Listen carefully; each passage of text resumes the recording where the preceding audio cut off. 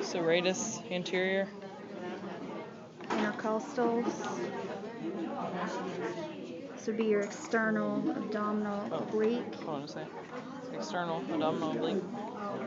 This would be your rectus abdominis, your six pack.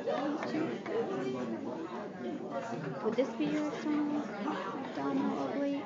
I think this is the rectus and this is the internal. Showing it on two different layers. Yeah. So rectus abdominis, internal abdominal oblique.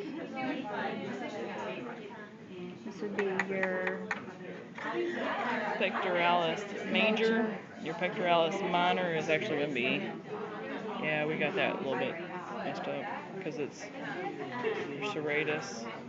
So this is your pectoralis minor. serratus pectoralis. This isn't a very good model. I doubt she uses it.